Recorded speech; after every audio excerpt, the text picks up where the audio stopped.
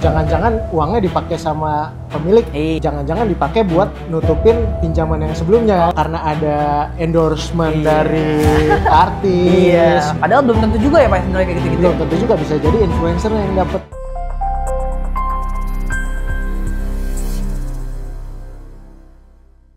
Hai Kopers, selamat datang di podcast resmi Koperasi Digital Property. Podcast ini hadir sebagai ruang diskusi santai namun bermakna, membahas bagaimana dana kita bisa dikelola dengan lebih aman, produktif, dan nyata. Kami percaya penting bagi semua masyarakat untuk dapat mengenali investasi yang sehat dan juga transparan. Nah, kali ini bakalan spesial banget karena kita bakalan ngomongin isu-isu yang lagi viral banget di media sosial khususnya ya. Soal kasus investasi gagal bayar. Tentunya saya tidak sendiri karena saya kedatangan tamu yang sangat luar biasa banget, yakni Bapak Mardianda, CEO Property Investment, sekaligus pengurus dari Koperasi Digital Property.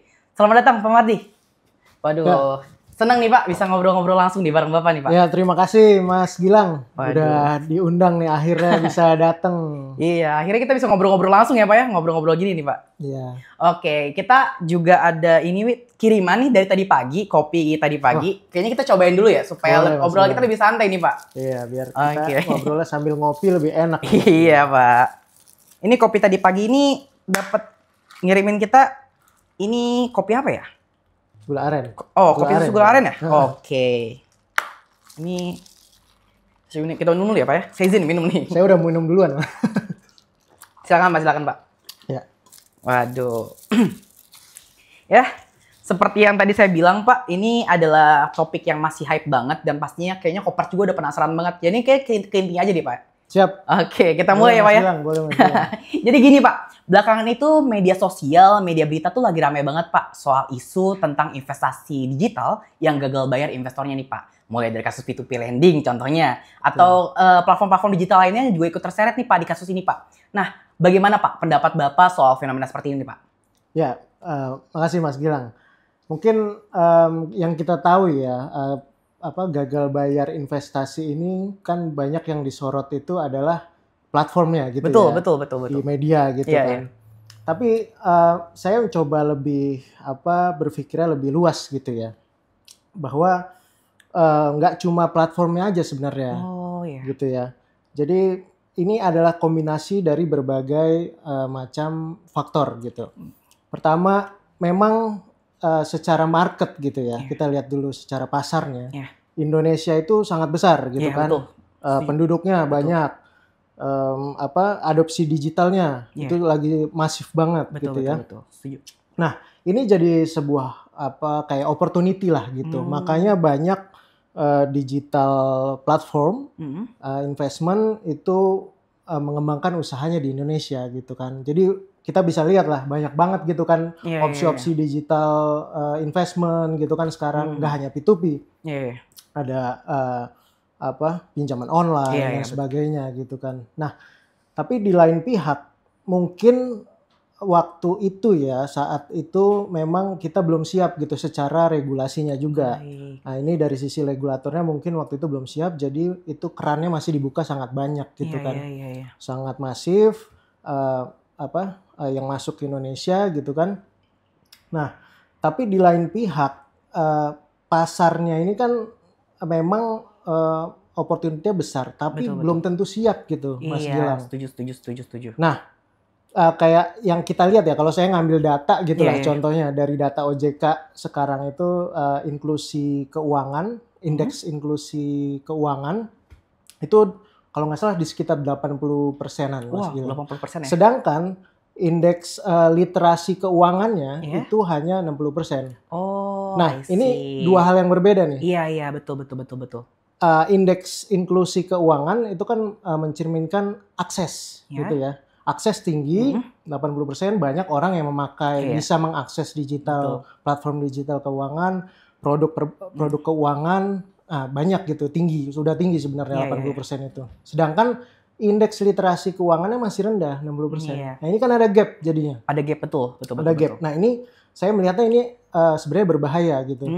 Ketika akses yang tinggi dia dibarengi dengan pengetahuan terhadap produknya itu sendiri. Setuju banget. Jadi bisa dibilang kayak dimanfaatkan oleh oknum-oknum ya nggak sih Pak? Justru karena gap yang sangat tinggi tadi ya Pak ya? Betul.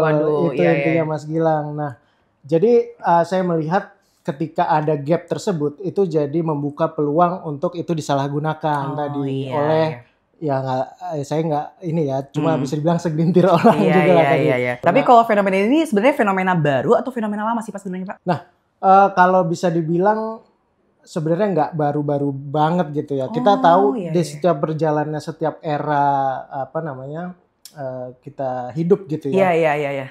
Pasti ada tuh apa investasi yang bisa dibilang bodong lah betul, gitu ya. Betul. Nggak cuma di era saat ini aja sebenarnya. Kalau kita tarik ke belakang sedikit lah gitu. Di 2010 itu pernah ada isu koperasi bodong. Oh iya, lagi zamannya koperasi banget ya. Zamannya koperasi tuh 2010-an. Itu salah satu contohnya tuh Koperasi Langit Biru kalau nggak salah. Oh, aduh ya. Ini Mas Gilang. Nah itu terus di 2015-an itu kalau nggak salah ada dulu sempat kita mulai Facebook segala macam ya. Eranya Facebook udah mulai era transisi Facebook, digital transisi digital. Nah itu ada arisan bodong tuh. Oh udah mulai itu ya arisan bodong udah mulai ada lagi. Oh iya. Jadi mulai di platform sosial media Facebook terus chat apa namanya sosial gitu ya. Nah terus kita sedikit lebih lanjut lagi 2019-an itu ke atas gitu lah ya. Mulai yang namanya investasi digital tadi ya mulai berkembang gitu kan. Betul, nah itu juga skemanya beda lagi tuh Mas Gilang. Iya betul. Ada kita tahu yang marak belakangan ke belakang ini robot trading. Oh iya robot trading kemarin ya. Nah, betul. Platform seperti ya Pak ya. Nah robot trading itu kan jadi viral juga. Nah tapi sebenarnya bukannya ini baru terjadi gitu Mas Gilang. Iya. Tapi kebetulan era digital sekarang semakin berkembang, era informasinya semakin masif gitu cepat, semakin cepat.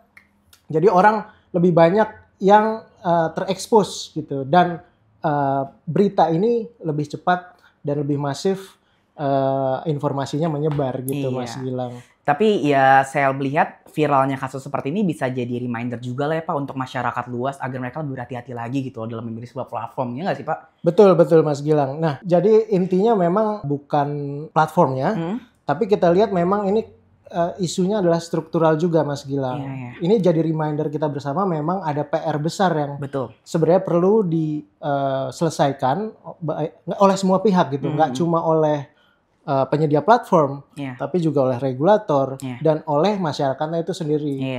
Masyarakat itu juga harus sadar ya Pak. Harus sadar gitu. Dan kita ya sebagai orang yang memiliki platform ya, ataupun sebagai penyedia platform juga harus memberikan edukasi gitu kepada masyarakat. Tapi biasanya hal umum yang biasa terjadi sehingga investasi digital itu bisa sampai gagal bayar investor itu apa sih Pak?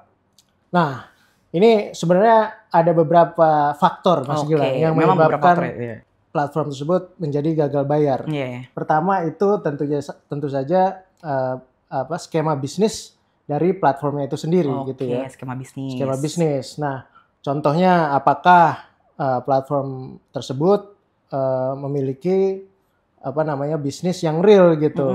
Disalurkan kepada dana tersebut disalurkan kepada bisnis yang real. Iya, betul. Jangan-jangan nggak ada bisnisnya gitu kan sendiri. Iya juga ya. Baik. Jangan-jangan uangnya dipakai sama pemilik platformnya. Bisa jadi ya. Oh iya. Kalau misal oknum bisa aja ya Pak ya? Bisa aja gitu kan. Mengambil dana dari masyarakat, uangnya dipakai buat sendiri gitu kan. Itu satu. Terus masalah dari platform itu sendiri, apakah ada monitoring dari bisnisnya itu sendiri gitu kan.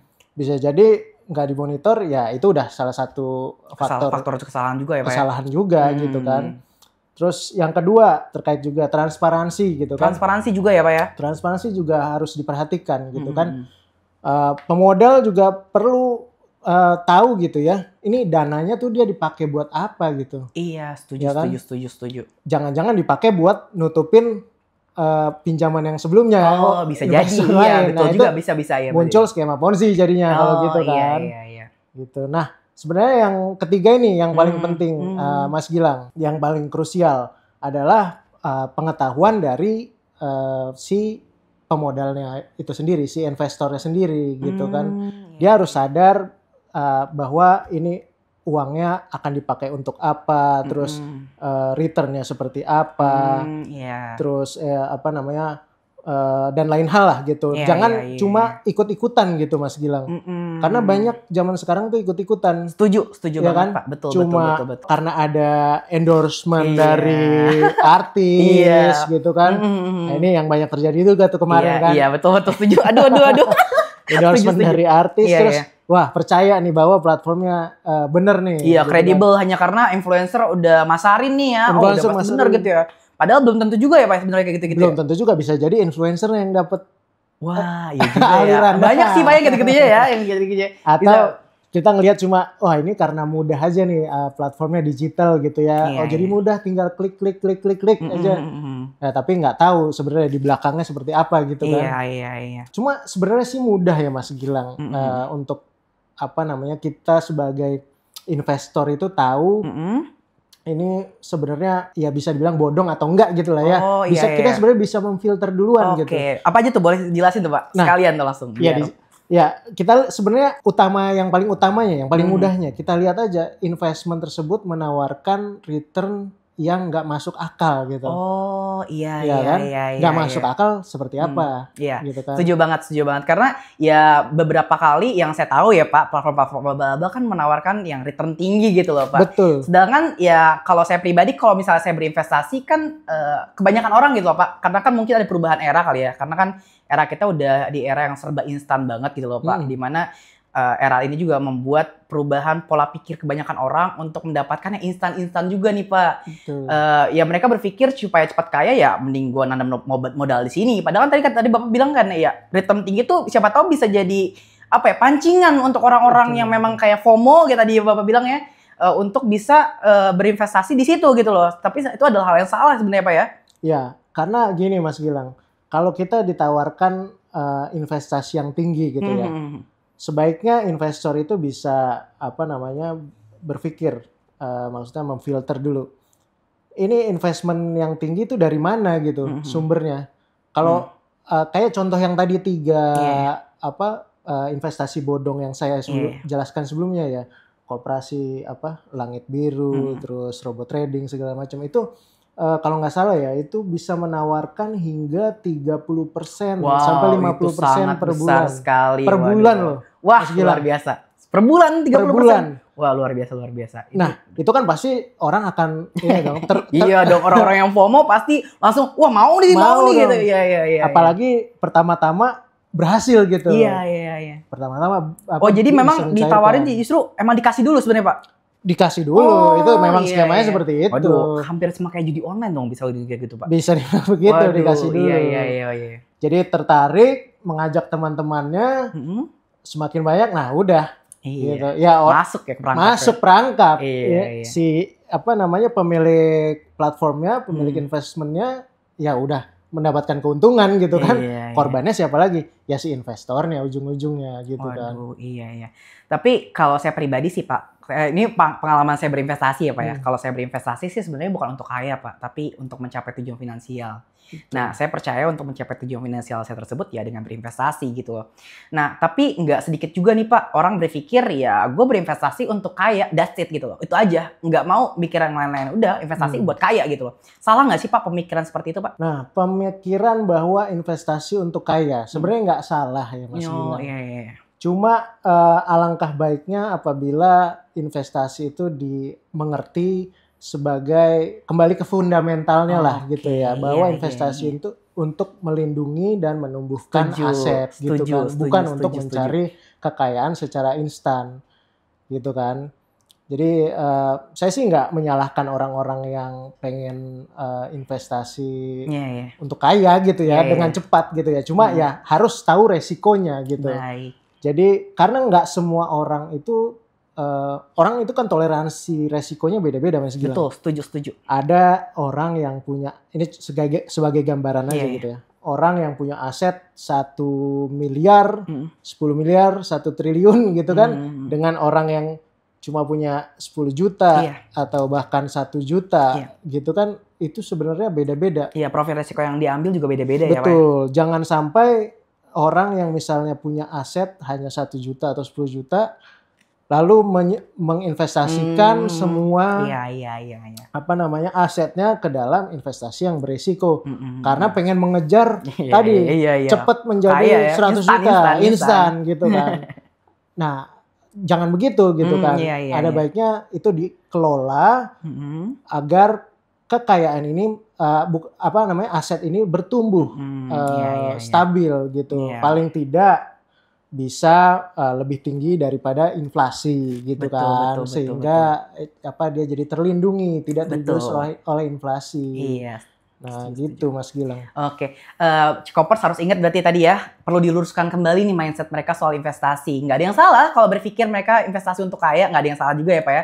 Tapi semua orang masing-masing individu punya profil resikonya yang berbeda-beda ya Pak ya. Betul ya Pak ya? Betul. Baik, kalau saya mau singgung nih Pak soal property group nih Pak. Dimana kan property group nih mendorong penuh lahirnya koperasi digital property ini Pak. Sebetulnya apa sih alasan dibalik lahirnya koperasi digital property ini Pak? Oke Mas Gilang.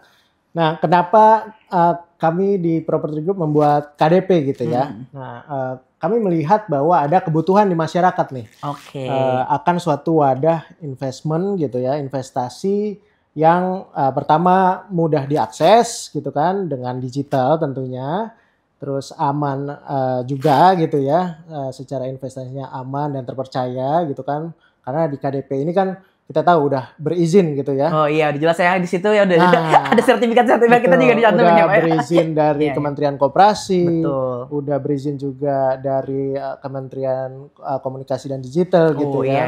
Komdigi. Nah, terus yang ketiga jelas dan transparan gitu. Jelas dan transparan, betul. Jadi anggota dari KDP ini bisa mengakses gitu kan, bisa mendapatkan informasi dengan mudah. Ini uangnya dipakai untuk apa gitu kan, kemana diinvestasikannya gitu kan, uang yang disimpannya. Nah yang terakhir juga tentunya KDP ini memberikan keuntungan. Keuntungan tidak hanya untuk investornya saja, tapi untuk semua stakeholder yang ada di dalamnya gitu. Jadi kita ingin sama-sama untung gitu.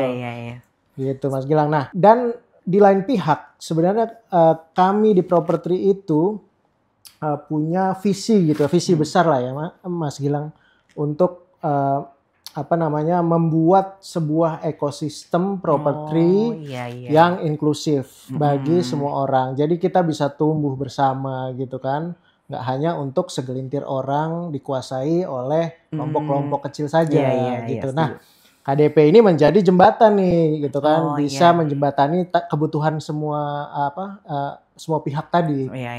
Jadi semua anggota bisa memiliki, ada rasa memiliki juga, saling memiliki, betul ya Pak. Saling memiliki gitu kan, dan nggak hanya kita membuka kesempatan jadi si investor atau orang-orang masyarakat ini nggak hanya sebagai biasalah pembeli rumah atau penyewa gitu ya, sebagai customer, nggak cuma sebagai customer tapi juga sebagai pemilik dari bisnis properti gitu. Properti ya sebetulnya Pak. Oke.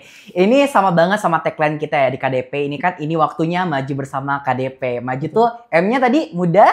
A-nya itu aman. J-nya itu jelas. Dan U-nya untung. Menguntungkan. Oke, jadi ini tagline yang sangat luar biasa banget ya dari KDP ini. Dan tadi sepertinya cukup dulu nih Pak, karena akan dibahas di episode selanjutnya nih kalau misalnya KDP lebih dalam nih Pak. Oke. Terakhir deh Pak, untuk pesan-pesan kepada koper semua nih atau masyarakat luas deh yang kemarin mungkin sempat merasa kecewa gitu loh Pak. Yang karena kan tadi ya banyak kasus-kasus soal P2P lending kemarin gitu kan. Jadi mereka jadi mulai takut lagi gitu loh untuk berinvestasi. Mungkin boleh Pak pesan-pesan dari Bapak nih untuk mereka, kasih motivasi tambahan gitu untuk mereka gitu sih Pak. Silakan Pak. Iya, untuk masyarakat di luar sana gitu ya, yang mungkin pernah kecewa dengan investasi, dengan platform tertentu gitu ya. Jangan pernah menyerah gitu lah ya. Sebenarnya memang dunia investasi itu bisa dibilang ada sisi baiknya, ada sisi buruknya gitu ya, Mas Gilang. Jadi kalau bisa kita fokus untuk belajar gitu kan, kita pahami sistemnya, kita pelajari perlahan-lahan dan dari nilai yang kecil gitu, Mas Gilang. Jangan langsung ingin cepat kaya tadi gitu. Seinstan itu ya. Jangan jangan pengen yang instan karena memang ya itu banyak di dunia investasi ini jebakan-jebakan gitu Mas Gilang. Karena dunia investasi memang kejam gitu. Tapi tentunya juga bisa menawarkan keuntungan dari profit yang ditawarkan. Tapi tentunya ya kita harus pandai memilih mana